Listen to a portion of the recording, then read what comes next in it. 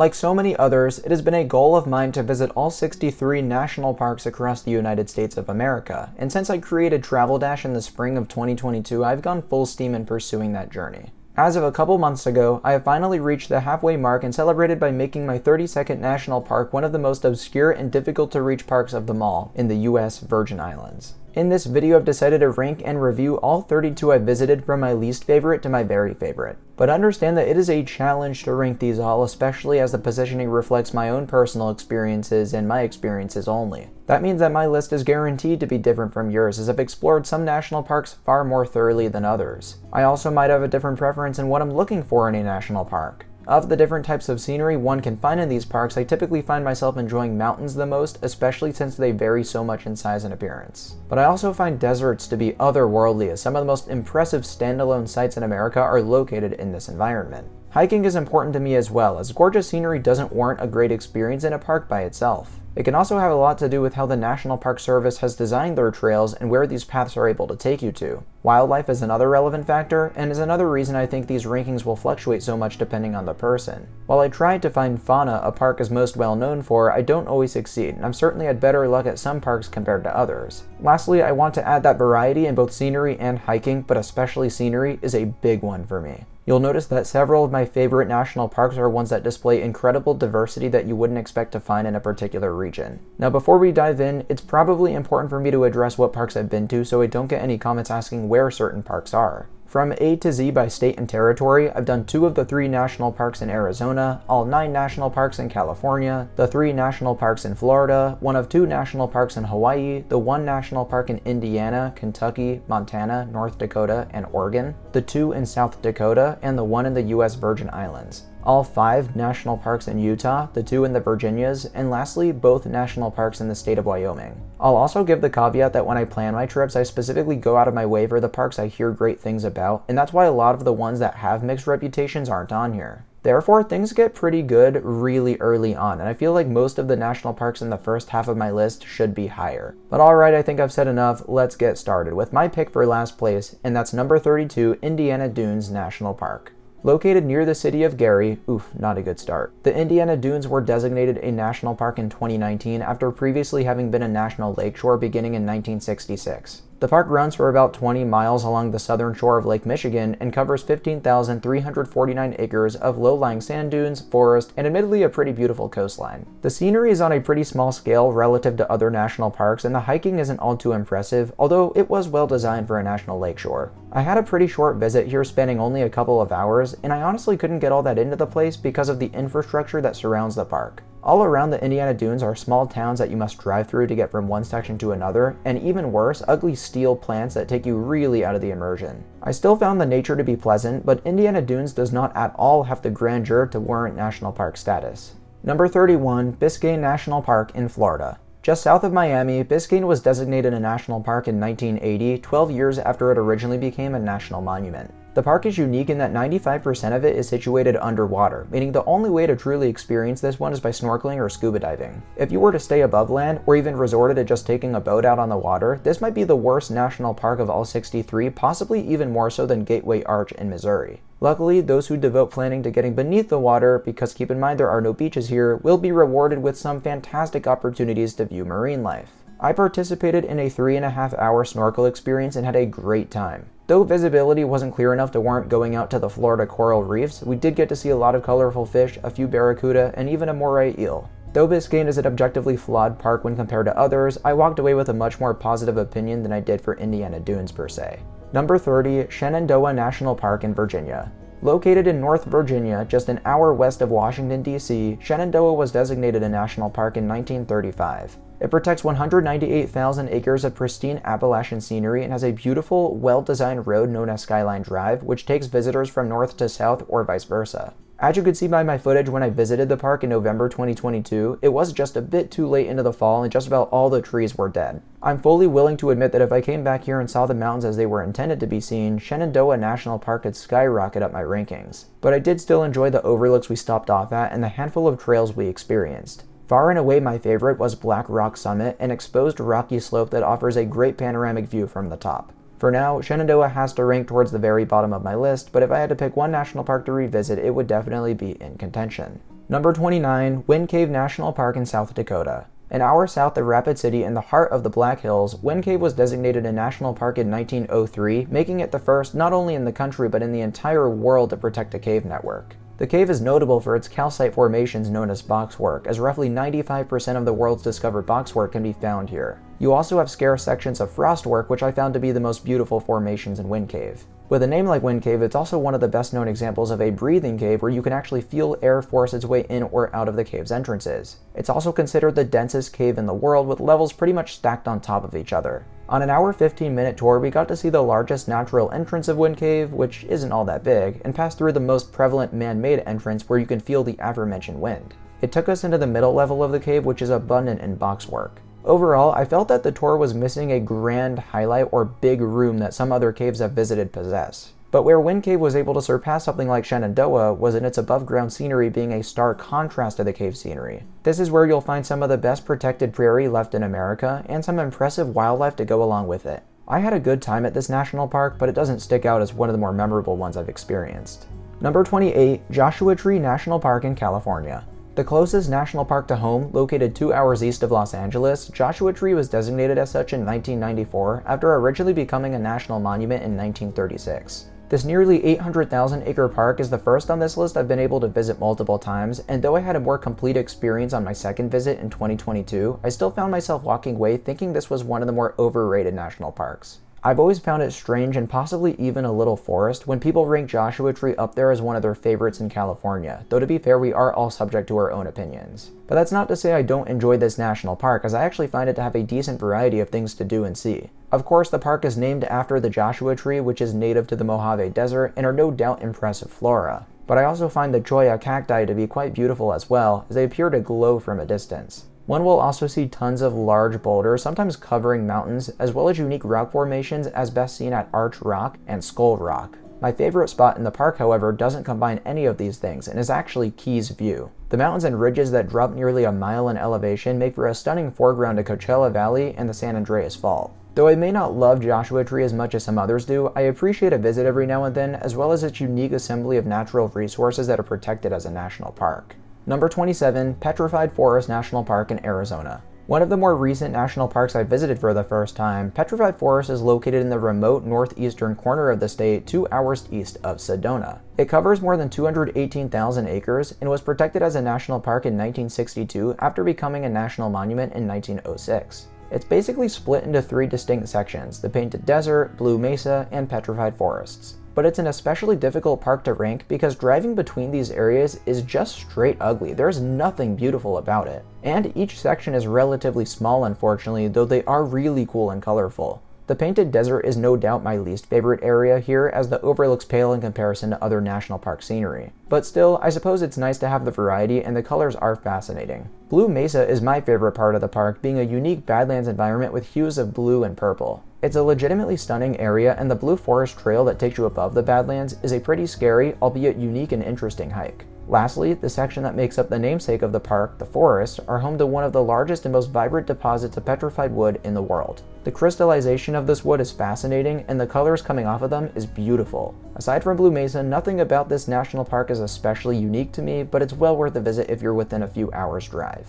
Number 26, Mammoth Cave National Park in Kentucky. An hour and a half south of Louisville lies the longest known cave system in the world, which was designated a national park in 1941. Mammoth Cave was a treat to visit as my first cave park in the national park system and one of the most impressive in the country. While there may not be as many unique formations as Wind Cave, the scale of the rooms on the 2-hour domes and dripstones tour was magnificent. I found the flat ceilings interesting and the actual domes and dripstones were surprising. Plus, it ends in Frozen Niagara, which is the single most beautiful cave room I've seen so far. The sheer quantity of stalactites and stalagmites is mind-blowing and makes this a must-see no matter what tour you experience here. An advantage this park also has were the peak fall colors when we visited in October 2022. In general, I was surprised by how pleasant the above-ground scenery was, and I found the Green River flowing through the park to be absolutely gorgeous. The majority of hiking trails happen to pass by Mammoth Cave's largest natural entrance, which is by far the most stunning entrance I've seen for any cave in the world.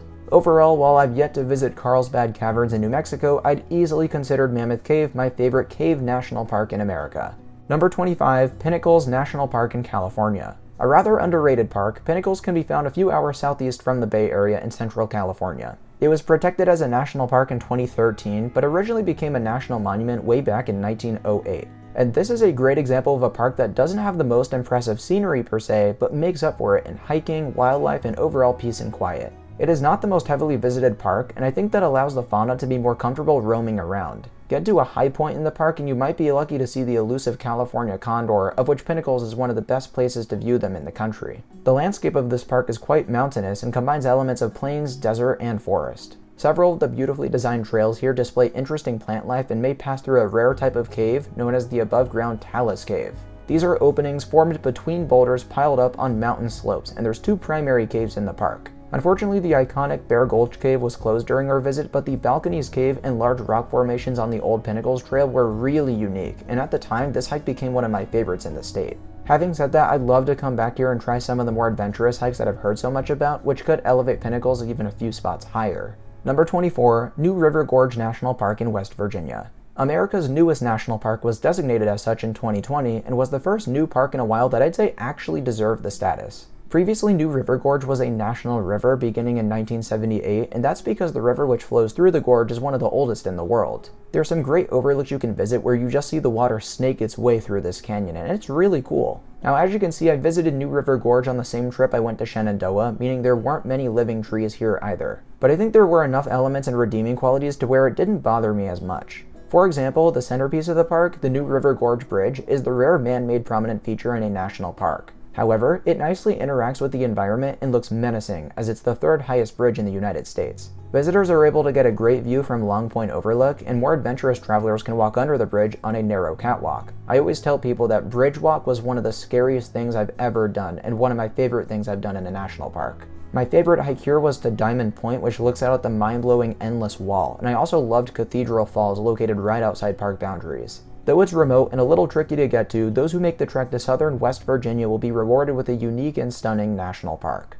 Number 23, Everglades National Park in Florida. The first national park ever designated for its biodiversity, the Everglades are unlike all 62 others in the system. It can be found an hour west of Miami, and driving through here, it doesn't seem like there's all that much going on. And frankly, I wouldn't call this national park beautiful, as it's definitely an acquired taste for people who really like wildlife. Lucky for me, I find the variety of animals here fascinating, from the wide range of birds to the reptiles, and especially the fact that this is the only place in the world where alligators and crocodiles coexist. If you do come to the Everglades, I'm sure you'll want to get a glimpse of one of them, and my favorite way to do so is by catching an airboat ride. It's something that I've always really enjoyed, but I was fortunate enough to try one late at night in 2023, which was an experience in of itself. The trails here are nice too, especially those found in the Royal Palm section of the park, where you have these boardwalks going around and over bodies of water, which may potentially have gators in them too. I strongly doubt the Everglades are going to be for everyone, but I've always had a great time here, and that's why it ranks over several parks with more impressive scenery. Number 22, Virgin Islands National Park. One of the most remote national parks in America, the Virgin Islands can be found in the Caribbean island chain just east of Puerto Rico, and more specifically, the nearly 15,000-acre national park is located on the island of St. John. It can be nerve-wracking to plan a trip here, as it feels like you're in an entirely different country, but once you make it, it does in many ways feel like paradise. The tropical ecosystem is extremely unique relative to every other park I'd visited, and I love the contrast between mountains and beaches. The latter of which were some of the most stunning beaches I'd ever seen, and had some really wonderful snorkeling opportunities. I loved getting to see all sorts of fish and a huge stingray. In terms of hiking, I didn't get to do all of what I wanted to do, but Lynn Point and especially Conneaut Hill were great options. But if there was a downside to this park, the two towns on either side of the island do take away from the immersion and make the park feel more developed than others, even though park boundaries technically don't include them as being within the national park. And it was just a big undertaking coming here on my own at age 18, and I wasn't fully prepared for the hurdles that resulted in me only being able to do a fraction of what was on my itinerary. I'd love to give this park the benefit of the doubt, as the nature is breathtaking, but to keep things fair, that's something I'm just not able to do, so Virgin Islands National Park has to claim a spot in the lower half of my list.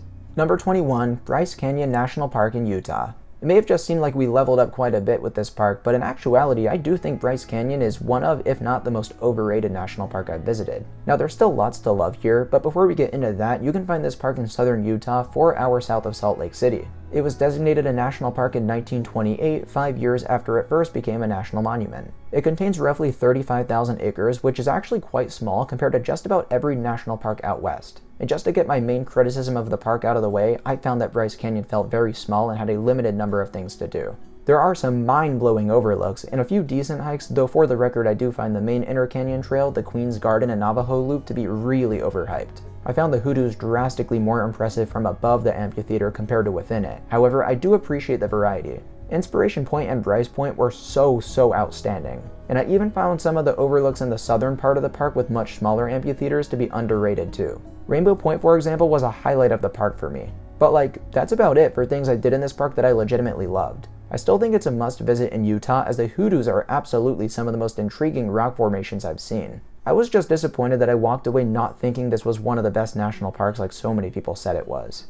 Number 20, Hawaii Volcanoes National Park. Situated on the Big Island, Hawaii Volcanoes is one of the most fascinating parks to visit if you're into geothermal features. It was designated in 1916 originally as Hawaii National Park, which was interestingly a collage of current-day Hawaii volcanoes and Haleakala National Parks. But in recognition of their outstanding natural features, these parks were eventually split up, but I had no idea until writing the script that ever happened. Anyway, I visited for the first time a couple months before I created this channel, and it's a shame I was late to cover it on Travel Dash because I had a great experience here. The centerpiece of the park, being the Kilauea caldera, is one of the most impressive geothermal sites I've ever seen, as you see all this smoke coming out of this massive hole in the ground. Kilauea remains one of the world's most active volcanoes, and if you visit at the right time, you might be lucky to see small doses of lava shoot upwards from the base, which we were somehow able to see in the winter of 2021. My favorite hike here was the Kilauea Iki Trail, which takes you into a pit crater next to the main caldera. Across from this is also the Thurston Lava Tube, which was a unique experience getting to walk through. Eventually I'd love to return one day so that I could see more of the park, but I'll always be grateful I got to visit, and especially to see lava for what might just be the only time I ever get to in my life. Number 19, Dry Tortugas National Park in Florida. One of the most underrated parks I've visited, Dry Tortugas can be found at the tail end of the Florida Keys and Florida Reef system. It was designated a national park in 1992 after previously having been a smaller national monument beginning in 1935. To get here, it's about a 3.5-hour drive from Miami and an expensive 2-hour 15-minute boat ride, so not convenient in the slightest. But if you decide to put in the effort, my god is this park an awesome visit. Earlier, if you thought the 95% of Biscayne being underwater was impressive, this park is 99% underwater. And while the snorkeling in Biscayne is good, the snorkeling in Dry Tortugas is the best I've ever experienced and probably will ever experience. There were many instances where I was quite literally swarmed by schools of fish, including several barracuda. The coral here was also extremely vibrant and healthy for a change. If snorkeling isn't your thing though, Dry Tortugas is home to one of the rare historical sites that I've been legitimately fascinated by. Poised to protect this valuable harbor was one of the largest forts ever built, and the crazy thing is, it was never finished nor used. I loved walking through the different rooms, learning about the fort, and climbing to the upper levels where you get these insane views looking out at the most turquoise waters I've ever seen. Admittedly, I don't think this park would be very repeatable, but it made for one of my favorite day trips ever, and I'd encourage everyone watching to put it on their bucket list. Number 18, Channel Islands National Park in California. When you go on the park's website, close to the mainland yet worlds apart couldn't be a more accurate description. The Channel Islands can be reached by an hour drive west of Los Angeles and an hour boat ride on top of that. But it's nowhere near as complicated, time-consuming, or expensive as a visit to Dry Tortugas, for example, which is why I think it's so weird this park isn't talked about more. It is such a little gem that encapsulates the best of what Southern California has to offer in terms of scenery. Having visited in the winter, the lush green mountains were breathtaking and made for a wonderful atmosphere. I enjoyed all of the trails and how they interacted with the environment, and the views looking out over the cliffs were stunning. But the main draw for me were the wildlife, and this is hands down one of the best national parks there is for fauna. Most notably are the island foxes, which are about the size of a house cat and can be found nowhere else on the planet besides the Channel Islands. From the water, we got to see several dolphins and whales on a boat ride which circled Anacapa Island, one of the 5 making up this national park. As of now, I've only been able to step foot on Santa Cruz Island, and there's lots more adventure to be had as a result. It's why I hope to revisit multiple times in the future. Number 17, Redwood National Park in California. Located in the far northwest corner of the state, the Redwoods are about a 3-hour drive west of Redding. The park's 139,000 acres preserve 45% of all remaining old-growth coast redwood forests, and if you don't understand the importance of that, let me get straight to the point. Redwoods are the tallest trees on planet Earth. They can reach heights of up to 380 feet tall, which is absolutely so insane. There's tons of gorgeous trails that take you into various different redwood groves, my favorites of which being the Tall Trees Trail and the Lady Bird Johnson Grove Trail. Ironically, the best hike in the park doesn't have anything to do with redwood trees, and that's Fern Canyon, which is one of those places that's so beautiful I can't even put it into words. To add to the park's diversity is one of the most stunning and underrated coastlines in America, with amazing gray sand beaches that contain these awesome rock formations shooting up out of the water. Top it off with great wildlife, most notably dozens upon dozens of elk we saw during our 2 days in the park, and when we came here in May 2022, the mythical atmosphere fit the landscape perfect. It was a really special experience in my opinion. Number 16, Arches National Park in Utah. Natural arches can be found all over the country and the world, but there is no place with a higher density than right here in southeastern Utah. Roughly 3.5 hours southeast of Salt Lake City, Arches was designated a national monument in 1929, but was eventually promoted to national park status in 1971. Not only does it have the most arches on Earth, but it's also got several of the most impressive examples like Double Arch, a set of 2 big arches springing from the same side foundation, Landscape Arch, the longest sandstone span in North America, and best of all, Delicate Arch, which I believe to be the most iconic and picturesque arch formation in the world. It was one of those sites that was hyped up so much for me over the years, but actually managed to live up to expectations. Aside from arches, the landscape of Arches National Park appears quite raw and isn't all too cohesive. From this perspective, it isn't necessarily the most beautiful national park, but it has so many outstanding formations within its borders that it more than makes up for it. The hiking here is also quite good, with my favorite example being Devil's Garden, which is where visitors can find the aforementioned landscape arch, but this interesting area of jagged fins also contains 7 other arches of varying shapes and sizes. For me, Arches isn't one of the best national parks like some others say, and in that way maybe I do consider it a tad overrated, but I still loved it so much for how unique it felt and how it complements the other 4 parks in the state. Number 15, Theodore Roosevelt National Park in North Dakota. One of the most remote national parks in the lower 48, Teddy Roosevelt is located in western North Dakota, approximately 2 hours west of Bismarck. It was designated a national park in 1978 after previously having been a national memorial park, wildlife refuge, and recreation demonstration area starting in 1935. It's divided into 2 main districts, which together protect almost 71,000 acres of rugged badland scenery. But unlike most badlands that are found in deserts, this park is one that I'd absolutely consider prairie, making for a different appearance than one may expect. The grasses and other flora are gorgeous and perfectly complement the flat-top formations characterized by their steep slopes and different colors revealed by erosion. The nature on its own doesn't warrant a spot this high though. What really makes this park for me were the lack of crowds and tranquility that came as a result. Like Pinnacles, I found that this allowed wildlife to freely and comfortably roam the park, which is another big highlight here. The bison, prairie dogs, and most interestingly, wild horses were beyond amazing to see in this environment. While there's not a lot of noteworthy hiking in this park, my favorite was easily the Cap Rock Coulee Trail, and the best overlook by far was Painted Canyon, which can be found right off of Highway 94. An overall excellent experience in what was a bucket list national park for years. Number 14, Badlands National Park in South Dakota. The sister park to Teddy Roosevelt, and perhaps the more iconic and well-known Dakota Park, can be found an hour east of Rapid City. This one covers 242,000 acres of sharply eroded badlands along with the largest undisturbed mixed grass prairie in America. It became a national monument in 1939 and later a national park in 1978. Now I typically do a lot of research and generally know what to anticipate going into a national park, but with Badlands I guess my expectations weren't in the right place because I walked away thinking this was the most underrated park I'd ever been to at the time. It actually shares quite a bit in common with Bryce Canyon in terms of the erosion of the rock formations, the park layout and roads, the plethora of overlooks, and the lack of hiking trails. But for whatever reason, Badlands resonated so much more with me, and now that I'm thinking about it, I think I can pinpoint some of the reasons why. First and foremost, I've probably never seen a landscape this otherworldly in my life. The Badlands are smooth as can be and at times have these symmetrical red rings going around them. Every single overlook was a hit. I didn't stop at any that I felt wasn't worth the visit. And I felt like they kept getting better leading up to the Pinnacles overlook, which is one of my favorite viewpoints from any national park. The 2 short hikes I did here were pleasant, and the Notch Trail was a true highlight with its ladders and expansive views at the end. But the absolute biggest difference had to be the wildlife, and we saw so much in just a few hours at this park. Everything from bighorn sheep to bison to prairie dogs to snakes, it was just amazing. It's a wonder why neither of these parks in the Dakotas aren't talked about more, but I'd really highly recommend a visit and doubt you'll regret going. Number 13, Sequoia National Park in California. This is where we get to the A-tier national parks. I mean, maybe you could make an argument for some of the ones a bit lower, but these 13 all combine my favorite things about national parks, so let's talk about it. Sequoia can be found about 4 hours north of Los Angeles or 4 hours east of San Francisco. It became a national park in 1890, making it only the second one ever established. Its 404,000 acres of land protect mostly the southern portion of the Sierra Nevada mountains, including Mount Whitney, the highest point in the lower 48.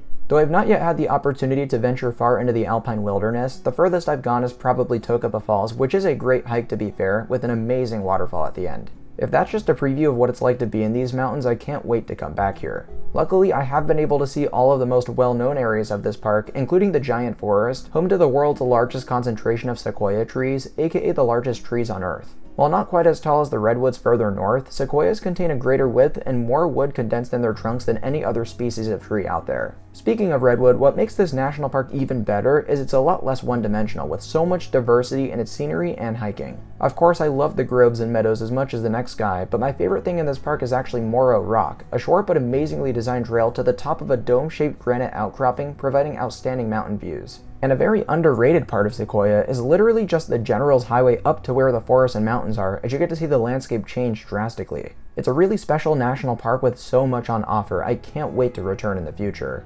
Number 12, Kings Canyon National Park in California. Of course, I had to put Kings Canyon and Sequoia next to each other in my rankings because they're also right next to each other geographically and even jointly administered. And while I enjoyed the things I did in Sequoia more, I found the scenery and variety to be a tad superior in Kings Canyon, of course excluding the alpine wilderness, which I haven't yet explored. The Kings Canyon Scenic Byway, once again just being in your car, is a true highlight here as it displays so much mind-blowing scenery. I similarly got to see some wonderful sequoia groves here, which were much quieter and less busy by the way, along with great waterfalls and meadows. And while Sequoia has caves too, I actually went through with experiencing one in Kings Canyon and loved it. I thought it added another great layer of diversity to this park, which I once again look forward to getting back to.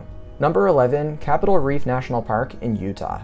Another one of the more underrated parks I've been to, Capitol Reef is smack dab in the middle of what is often referred to as the Utah Mighty Five. And though it's the least known and visited, it is damn incredible. The 241,000-acre park was originally a national monument in 1937, but was later redesignated in 1971. It's approximately 60 miles long on its north to south axis and just 6 miles wide on average, and that's because it protects the Water Pocket Fold, a tilted geologic landform that is essentially the trippiest thing I've ever seen in my life. The park's premier hike, Navajo Knobs, contains lots of surreal viewpoints, but the final one is so crazy that you'll be convinced that you've been drugged. On top of that, visitors will find a surprising lineup of natural arches here, from Hickman Bridge to Cassidy Arch, the latter of which has a terrific trail leading up to it. As a rather unique treat, don't miss the fruit pies that are grown near the park and sold within its Fruita district. This is an incredible national park that far too many people overlook. Number 10, Crater Lake National Park in Oregon. We've finally made it into the top 10, and let's kick things off with one of the most surreal parks of them all, Crater Lake. Located in southern Oregon, you can find this park 5 hours south of Portland or 4 hours north of Redding, take your pick. Either way, it's not the easiest park to visit, but I've actually had the opportunity to come here on 2 separate occasions in 2 different seasons. The first time was very early in the spring when the park was still snowed in, but it was amazing to see the lake with the snow as a compliment. It wasn't until last autumn when I finally got back to this park and got to do all of what I missed last time. The rim drive going around the park takes you to some truly awe-inspiring overlooks and hiking trails. I loved the climb to Watchman Peak, which allows you to see the entirety of Crater Lake and Wizard Island, but my favorite experience by far was Mount Scott, the highest point in the park at 8,900 feet. We were able to catch a sunset from the summit where you just get this crazy distant look at Crater Lake. By the way, how have I failed to state that this is the most beautiful lake in America? It's special for many reasons, including the fact that it's the deepest lake in the country at 1,900 feet deep. It's one of the clearest lakes in the world too, with a visibility of over 100 feet, and it's certainly got the most stunning dark blue color I could ever ask for. There's not exactly a ton to do in this park, but it's one of those that's all about quality far over quantity. Number 9, Canyonlands National Park in Utah. This had been one of my top bucket list parks for years before my visit last autumn, and I can honestly say it delivered on every level for me. Canyonlands can be found in the southeast corner of the state and was established as a national park in 1964. The park is divided into 3 districts, and the 2 I visited couldn't have been more different from one another. Starting in the Island in the Sky area, where you have some of the most unbelievable canyon overlooks in the world. The layering here is something I can't believe exists, but on the inside are also a series of jagged rocky spires known as Needles. Those who are willing to drive an additional 2 hours south will be rewarded by the appropriately named Needles District, home to one of my favorite hikes in any national park, the Chesler Park Druid Arch Loop. This is in every way what I wish the Queen's Garden and Navajo Loop Trail was in Bryce Canyon, but the crazy thing is it's talked about far, far less. The variety of things to see on this hike, the different advantages of the Needles, the arch being one of the tallest in the world, and the incredible plains-like environment in the middle of it all was something straight out of a dream. One of these 2 districts would make for a great national park in of itself, but together, this is a criminally underrated must-visit park that well deserves the top 10 spot. Number 8, Lassen Volcanic National Park in California. When I first visited this park in 2022, most of what I was hoping to see was snowed in, making for an incomplete visit. But on that same trip where I got back to Crater Lake, I also returned here, and it was one of the best visits I've had to any national park. Lassen Volcanic is located 45 minutes east of Redding and was established as a national park in 1916 after previously having been two separate national monuments beginning in 1907. As the name might suggest, the volcanic and geothermal activity here is sublime and prompts many people to call this a mini Yellowstone, which I can certainly understand. But it also stands its own, with Bumpass Hill being quite possibly one of my favorite geothermal locations in any national park, and the Cinder Cone Trail being unlike anything in Yellowstone. Climbing to the top of this unusual formation and looking out over a series of lava beds referred to as the Painted Dunes was otherworldly. The Lassen Peak Trail is another great hike, though it was unfortunately cloudy at the top of Lassen's summit. It was still an achievement getting to the top of the southernmost major mountain in the Cascade Range though, and the views on the way up were quite spectacular. I was also shocked by the wildlife in this park, as the lack of crowds once again allowed them to flourish. Aside from tons of deer, marmots, and pika, we were lucky to find 2 brown bears hanging out along a river, and this was just as we were driving to our first hike in the park. We hadn't even gotten out of the car yet, and I already had fallen in love with Lassen Volcanic again. When everything was said and done, I found myself enamored by this place, and it's one that deserves so much more recognition than it gets. Number 7, Death Valley National Park in California.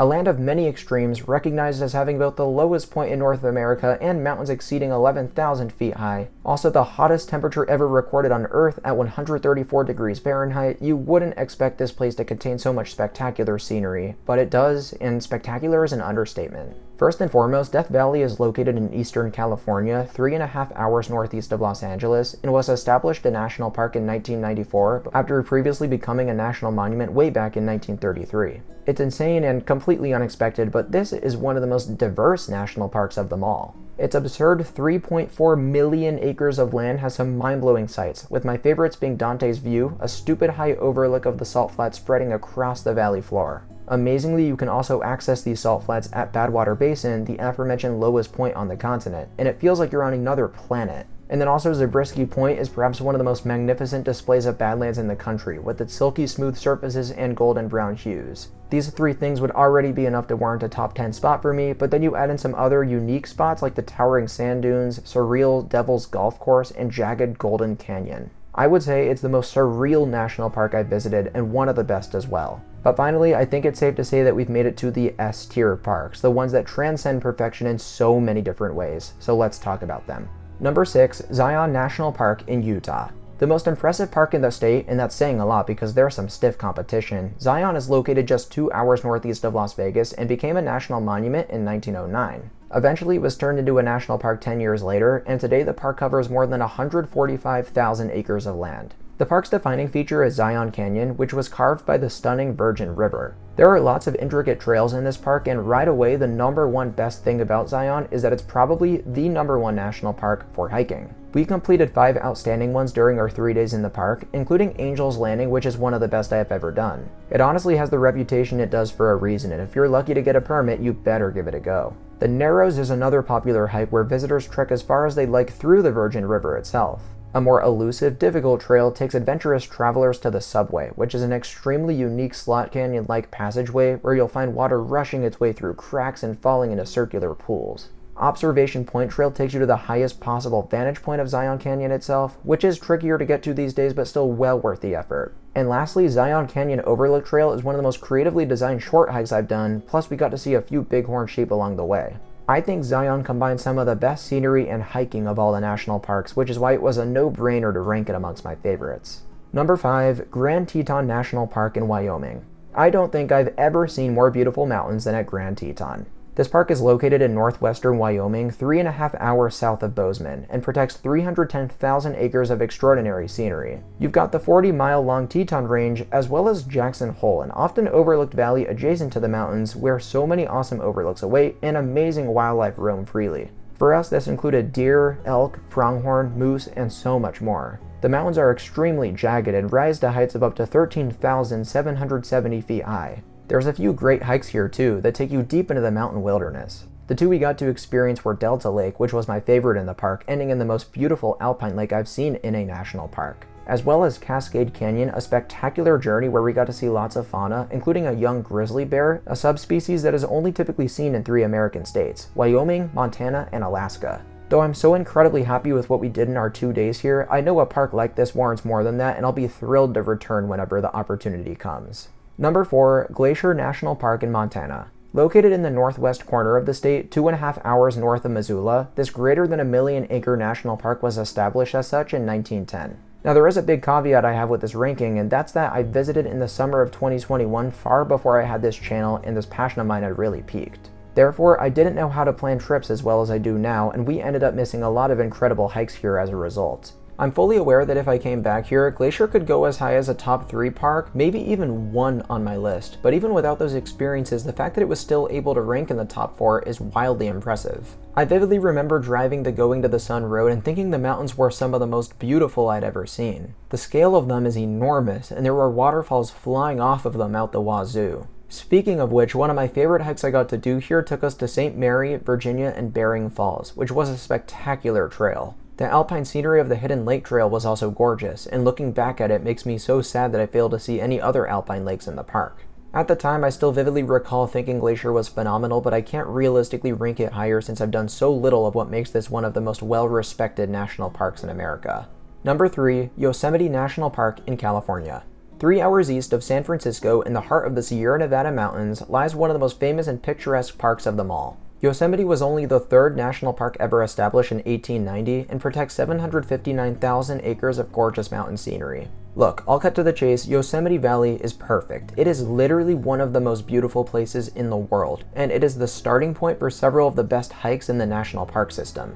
This includes my favorite hike I've ever experienced, the Mist Trail, taking you past Vernal and Nevada Falls, both of which are outstanding, but Nevada is hands down my favorite waterfall I've ever seen in my life. Upper Yosemite Falls Trail is great as well, granting exceptional views of the tallest waterfall in North America, dropping 5,400 feet to the valley floor. If that weren't enough, Tunnel View and several of the views looking out at the park's defining features such as El Capitan and Half Dome are phenomenal. And to put a cherry on top to an already wonderful national park is the underrated Hetch Hetchy section, home to a beautiful wilderness area with some more of the tallest waterfalls you will ever see. I'm itching for the day I get to try Half Dome Trail, but until then, Yosemite still easily gets to claim a top 3 spot in my list of my favorite national parks. Number 2, Grand Canyon National Park in Arizona. Before we move forward, the Havasupai Indian Reservation claims a portion of the Grand Canyon that is home to some of the most outstanding waterfalls on Earth, and that is factored into my rankings. Without that, this probably dips below Yosemite, but alongside Havasupai, Grand Canyon National Park challenges my number 1 spot.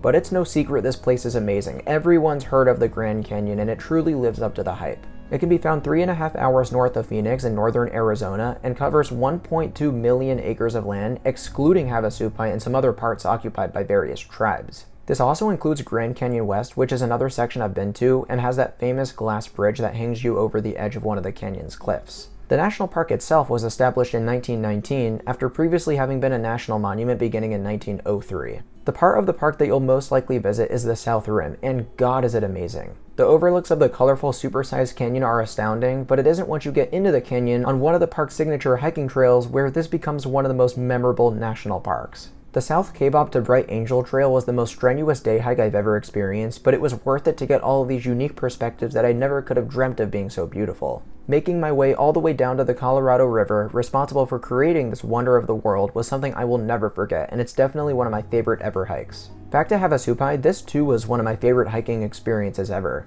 It's admittedly difficult and expensive to be allowed in, but once you're authorized to enter the tribal lands, you will be in for one of the best and most memorable adventures of your life. Specifically, Havasu Falls and Mooney Falls were marvelous, with their turquoise color coming from minerals within Havasu Creek. The way this trail design was out of this world, and we kept going all the way until we entered the national park's borders. Both of these things will forever be among my favorite memories I've made in my life, and I'd encourage you to try at least one of them in the future. But still, I couldn't find it in me to rank it higher than my favorite national park, one that I think might just be impossible to top, and that's number 1, Yellowstone National Park in Wyoming. And if I had to give a simple reason why, it's the variety. This is by far the most diverse national park I've been to, and several of the areas that are so different from one another would alone make for a beautiful park. I have so much respect for this place becoming the world's original national park in 1872. It kick-started an incredible chain of 62 other great parks that would later follow. You can find Yellowstone in northwestern Wyoming. As a matter of fact, it's as close as 10 miles away from Grand Teton National Park, making this area an incredible place to visit.